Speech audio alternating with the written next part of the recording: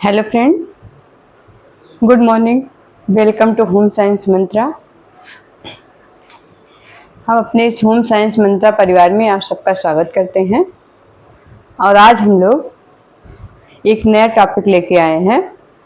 जो हम लोग क्या पढ़ रहे थे, थेरेप्यूटिक डाइट पढ़ रहे थे ना, उसमें से आज हम लोग क्या पढ़ेंगे? आज हम लोग पढ़ेंगे किसके बारे में?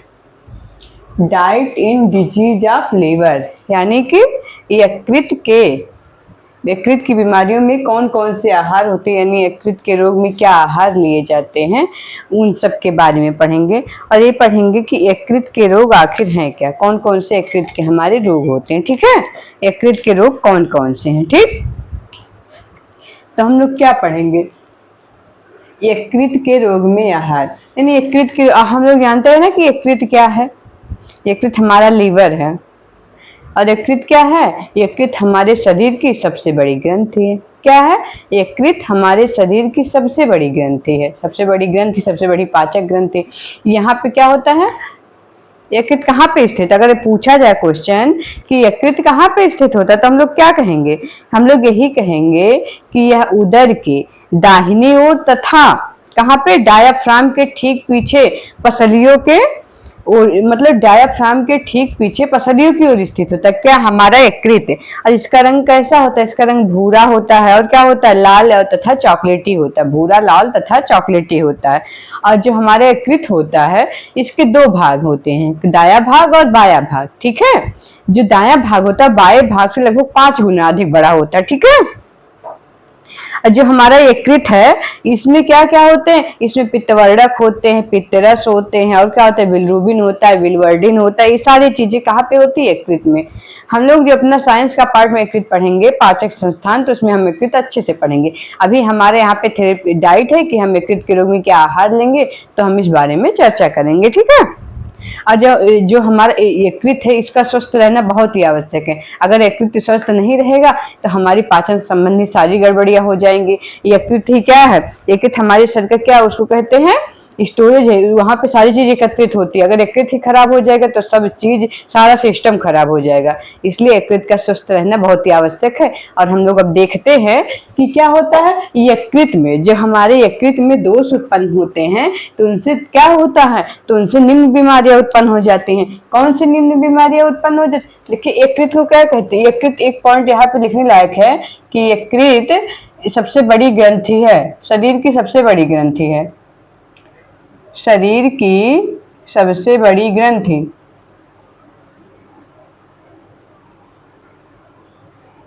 सबसे बड़ी ग्रंथि क्या है?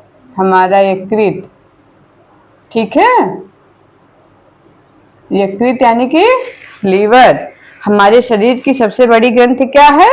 लीवर यानी कि यकृत। ठीक है, और ग्रंथि में कैसी ग्रंथि? इसको हम पाचक ग्रंथि बोलते। पाचक ग्रंथि सबसे पाचक ग्रंथि है, सबसे बड़ी पाचक ग्रंथि। और क्या होता है? यकृत में दोष जब उत्पन्न होने पर क्या होती है? निम्न बीमारियां उत्पन्न हो जाती है। इसमें कौन कौन सी बीमारियां हमारे यकृत यानी लीवर की है? पीलिया, जिसे हम वायरल हेपेटाइटिस भी कहते हैं, ये है। दूसरा है हेपेटिक सिरोसिस, ये रोग भी उत्पन्न हो जाता है। तीसरा हेपेटिक कोमा, और चौथा है हेपेटाइटिस बी। ये चारों रोग जो हमारे यकृत के दोष उत्पन्न होने पर उत्पन्न हो जाते हैं, ये चारे रोग हमारे पेपर के लिए भी बहुत इंपॉर्टेंट है, तो इसको पढ़ना बहुत ही आवश्यक है। तो हम लोग इसमें क्या देखते हैं? मान लीजिए ये हो गया, उसके बाद कहते हैं यकृत के कार्य। यकृत के हमारे कार्य क्या है, हम लोग देख लेते हैं पहले, फिर देखते हैं कि बीमारियों के बारे में। यकृत जो हमारा है वो क्या करता है? कार्बोज का चयापचय करता है। और क्या करता है? वसा का चयापचय करता है। और क्या करता है? प्रोटीन का चयापचय करता है। इसके साथ साथ और क्या होता है? खनिज, लवण व विटामिन का भी क्या करता है? संग्रह करता है यकृत। खनिज, लवण और विटामिन का संग्रह कहाँ पे होता है? यकृत में। अगला है पित्त का निर्माण करता है जी। ठीक है, पित्त का निर्माण कहाँ पे होता है? यकृत में। लेकिन संग्रह कहाँ पे होता है? पित्ताशय में। अगला है बिलिरुबिन व बिलिवर्डिन का निर्माण। क्या है? बिलिरुबिन और बिलिवर्डिन का निर्माण। ठीक है, क्या हुआ? बिलिरुबिन और बिलिवर्डिन का निर्माण। अगला क्या है? अगला हमारा क्या है बताइए? क्या है अगला? जो एक और है कि ये क्या करता है, कोलिन का निर्माण करता है। ठीक है, किसका? कोलिन। अब कोलिन का क्या काम है? देखिए यहाँ पे लिखा है कोलिन का निर्माण। कोलिन क्या है? मिनरल्स। कोलिन का निर्माण करता है। और ये जो हमारा कोलिन है ये क्या कार्य करता है? ये वसा को घोलता है, वसा को घोलता है। ठीक है, कोलिन का निर्माण करता है जो वसा को घोलता है। ठीक है, चलिए तो हो गया ना कि क्या क्या है। हम लोगों ने क्या देखा, यकृत जो है, यकृत क्या करता है? कार्बोज का चयापचय। कार्बोज का चयापचय कैसे करता है? ये क्या है, ये हमारा जो प्रोटीन यकृत है ये कार्बोज के चयापचय में मदद करता है। ठीक है, क्योंकि यकृत जो है रक्त शर्करा का नियंत्रण करता है। क्या करता है? रक्त शर्करा का नियंत्रण करता है। ठीक है, और ये जो है ग्लूकोजेनेसिस क्रिया के दौरान जो ग्लूकोज में बदलता है वो यकृत में लैक्टिक अम्ल और पायरुविक अम्ल में ग्लिसरॉल, ग्लूकोज तथा ग्लाइकोजन में बदल दिए जाते हैं। यहाँ ग्लूकोज, फ्रक्टोज तथा ग्लैक्टोज भी ग्लाइकोजन में बदल दिए जाते हैं। और जो ग्लाइकोजन होता है इसका संग्रह कहाँ पे होता है? यकृत में होता है। जो ये क्या होता है, ग्लूकोजेनेसिस क्रिया के जो हमारा ग्लाइकोजन बनता है उसका संग्रह हमारे यकृत में ही होता है। ठीक है, और जो आवश्यकता पड़ने पर यह व्यक्ति को भोजन प्रदान करता है, यानी ऊर्जा प्रदान करता है। जब हम लोग व्रत, उपवास या किसी भी ऐसी अवस्था में जब हम भोजन नहीं ग्रहण करते तो जो हमारा ग्लाइकोजन होता है ये ग्लूकोज में परिवर्तित होकर हमारे शरीर को ऊर्जा देता है। ठीक है, अगला क्या हम लोगों ने लिखा था, क्या प्रोटीन का चयापचय। प्रोटीन में क्या हुआ, यह जो है प्रोटीन के चयापचय में भी महत्वपूर्ण भूमिका निभाता है। या डी एनिमेशन की क्रिया के दौरान पायरुविक अम्ल को अमोनिया में बदल देता है। ठीक है, अमोनिया जो होती क्या है, कैसी गैस है? अमोनिया एक विषैली गैस है जिसमें क्या होता है, यकृत की कोशिकाएं शीघ्र ही CO2 से प्रतिक्रिया कर उसे यूरिया में बदल देता है और यूरिया जो होता है किडनी या फिर वृक्क द्वारा बाहर निकल जाता है। ठीक है, उससे क्षमता छन के मूत्र बनकर बाहर निकल जाता है। अगला है फैट यानी कि वसा। वसा के क्या होता है? वसा के चयापचय में कैसे योगदान करता है? देखिए जो यकृत है आवश्यकता से अधिक ग्लूकोज को किसमें बदलता है? वसा में परिवर्तित कर देता है और उसे वसीय ऊतकों में संग्रहित होने के लिए भेज देता है। ठीक है, और ये वसा के अम्ल जो होते हैं, जो वसा के अम्ल हैं क्या होते हैं? कीटोन को भी ऑक्सीकृत कर लेता है। और जो यकृत है, यकृत द्वारा जो लाइपोप्रोटीन है और क्या है, फास्फोलिपिड, एक इसका संश्लेषण होता है। पता है ये जो यकृत हमारा है, यकृत में वसा का संग्रह होता है और जो अतिरिक्त कोलेस्ट्रॉल का होता है वो पित्त लवण में परिवर्तित कर देता है। कौन करता है? हमारा वसा। इसलिए वसा किसके? वसा के चयापचय में भी योगदान देता है। और अगला क्या है? विटामिन एवं खनिज लवण। जो हमारा यकृत है वो हमारे सारे विटामिन जितने भी हैं, कौन कौन से, जैसे कैरोटीन हुआ और क्या, vitamin B12, B6, vitamin A, D, इन सभी का क्या करता है? फोलिक अम्ल इन सब का संग्रह करता है। कौन करता है? हमारा यकृत। ठीक है, जितने भी मिनरल्स है और विटामिन से सबका संग्रह करता है और पित्त का निर्माण भी करता है। जो हमारा यकृत है वो पित्त का निर्माण करता है। ठीक है, क्योंकि पित्त का निर्माण यकृत में ही होता है। अगला बिलरुबिन और बिलवर्डिन का निर्माण। बिलरुबिन और बिलवर्डिन का निर्माण भी कौन करता है? यकृत करता है। ठीक है, बिलरुबिन और बिलवर्डिन का निर्माण भी क्या करता है? ये भी यही करता है। अगला क्या है? कोलिन का निर्माण। कोलिन हमारा जो होता है वसा को घोलने का काम करता है और इसका निर्माण हमारा यकृत में होता है। ठीक है, अगला क्या हम लोग देखते हैं कि पीलिया या फिर वायरल हेपेटाइटिस। ठीक है, इसमें जो पहली बीमारी है पीलिया यानी कि वायरल हेपेटाइटिस। तो जो हमारा वायरल हेपेटाइटिस है वो 3 प्रकार के रोग उत्पन्न करता है। कौन सा? ऑब्स्ट्रक्टिव पीलिया, हिमोलाइटिक पीलिया, हिपैटोसेलुलर पीलिया। ठीक है, 3 प्रकार के होते हैं। जो हमारा ऑब्स्ट्रक्टिव पीलिया होता है इसमें क्या होता है? इसमें होता है पित्त नलिकाओं में बाधा उत्पन्न होने पर। क्या होता है? पित्त नलिकाओं में बाधा उत्पन्न होती है, जिससे क्या होता है? पित्त रस पाचन संस्थान में नहीं पहुंचता। पित्त रस जो है वो पाचन संस्थान में ना पहुंच के सीधे रक्त में पहुंच जाता है और क्या होता है? उससे जब सीधे रक्त में मिल जाता है तो हमारा ऑब्स्ट्रक्टिव पीलिया हो जाता है।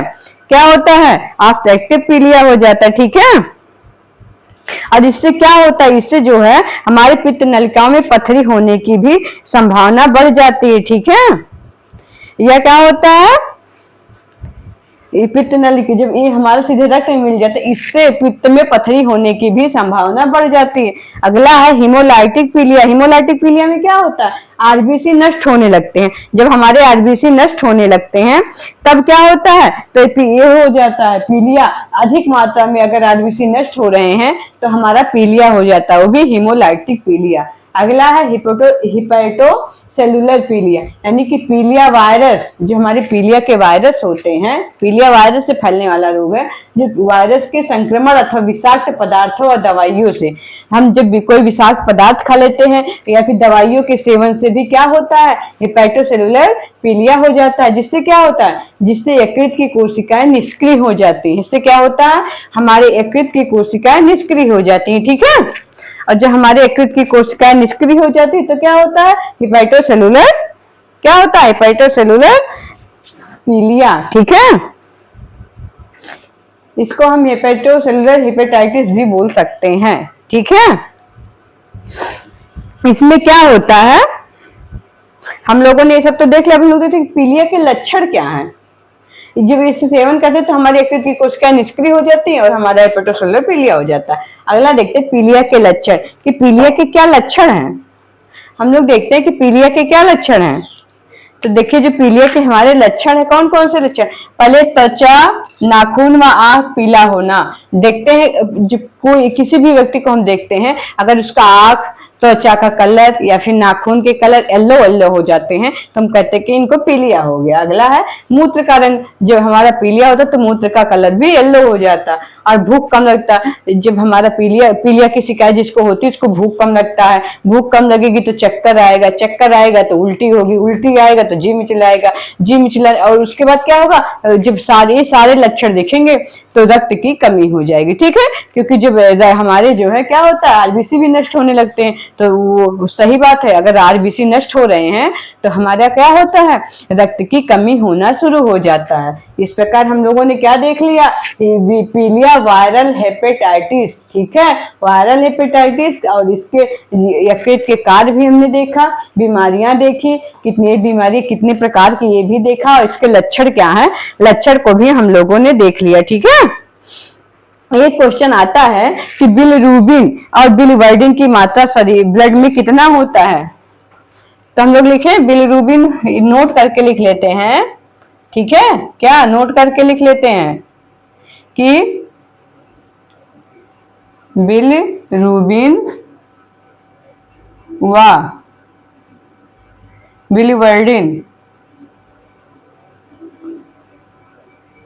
बिलिवर्डिन की मात्रा कितनी होती है, कितनी होती है बिलिरुबिन और बिलिवर्डिन की मात्रा। तो जो बिलिरुबिन और बिलिवर्डिन की मात्रा होती है वो 2 से 8, कितना होता है, 2 से 8 ml प्रति 100 ml ब्लड में होता है। ठीक है, कितना होता है, 2 से 8 ml प्रति 100 ml ब्लड में, क्या, प्रति 100 ml ब्लड में। ठीक है, ब्लड में होता है। ठीक, एक क्वेश्चन पूछ भी लिया जाएगा कि बिलिरुबिन और बिलिवर्डिन की मात्रा कितने, अगर इससे ज्यादा हो गया या कम हो तो क्या होता है, हमारे पीलिया की शिकायत हो जाती है। ठीक है, तो हम लोग और क्या इसमें बचा, इसमें एक चीज और बचा है कि इसमें उपचार क्या करना चाहिए, क्या करना चाहिए उपचार। हम लोग देखते हैं कि इसमें क्या उपचार करना चाहिए।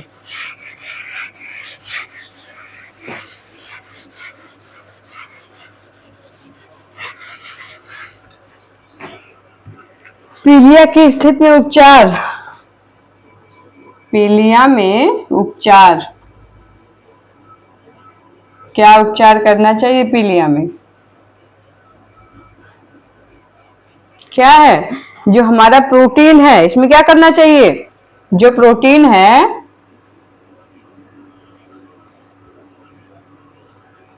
पीलिया में प्रोटीन कैसी देनी चाहिए, जो प्रोटीन है कम कर देनी चाहिए, क्या करनी चाहिए, कम करनी चाहिए, कम कर देनी चाहिए। सामान्य से थोड़ा कम कर देनी चाहिए, ठीक है।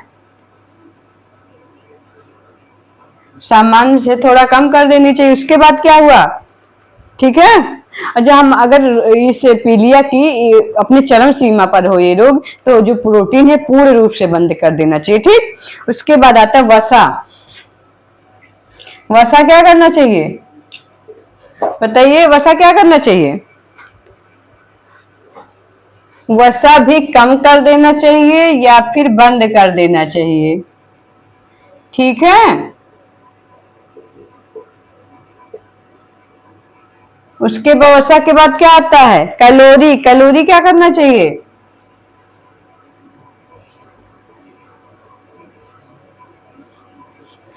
कैलोरी क्या करना चाहिए।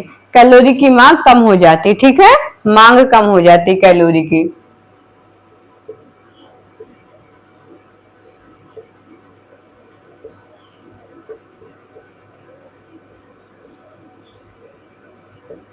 कैलोरी की मांग क्या होती है, कम हो जाती है पीलिया में। और क्या होता है कैलोरी, कार्बोहाइड्रेट। कार्बोहाइड्रेट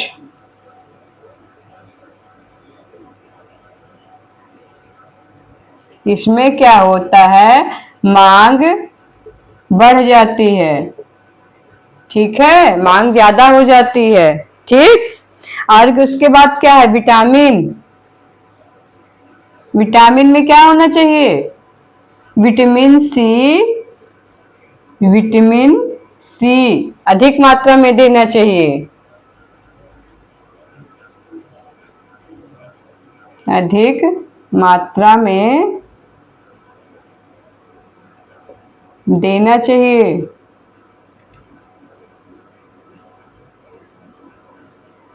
क्या होना चाहिए, विटामिन सी अधिक मात्रा में देना चाहिए। और क्या, खनिज लवण जो है, खनिज लवण यानी कि मिनरल्स में क्या देना चाहिए। देखिए, जो खनिज लवण है इसमें सोडियम और पोटेशियम की मात्रा क्या होनी चाहिए, ज्यादा देनी चाहिए। सोडियम व पोटेशियम, सोडियम व पोटेशियम की मात्रा बढ़ा देना चाहिए।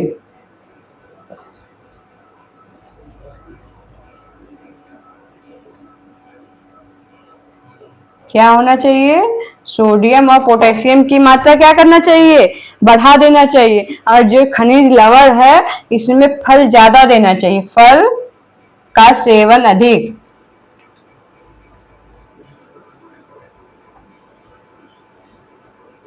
मतलब फल अधिक मात्रा में फल का सेवन करना चाहिए, किसमें, जब हमारा पीलिया हो जाता है, ठीक है। तो इस प्रकार हम लोगों ने पीलिया के बारे में सारी चीजें पढ़ ली। अब पीलिया का हम लोगों ने क्या पढ़ा, पीलिया कितने प्रकार का होता है, इसका क्या उपचार है, क्या लक्षण है, इस सारी चीजें हमने उपचार पढ़ ली। अब हम लोगों क्या पढ़ेंगे, हेपेटिक सिरोसिस। क्या पढ़ेंगे, इसमें पढ़े या अगले क्लास में, हेपेटिक सिरोसिस। चलिए अब हम लोग अगले क्लास में हेपेटिक सिरोसिस देखते हैं। अब प्लीज अगर आप लोग को वीडियो अच्छा लगे तो हमारे चैनल को सब्सक्राइब करिए, लाइक करिए और ज्यादा से ज्यादा लोगों में शेयर करिए। Thank you so much.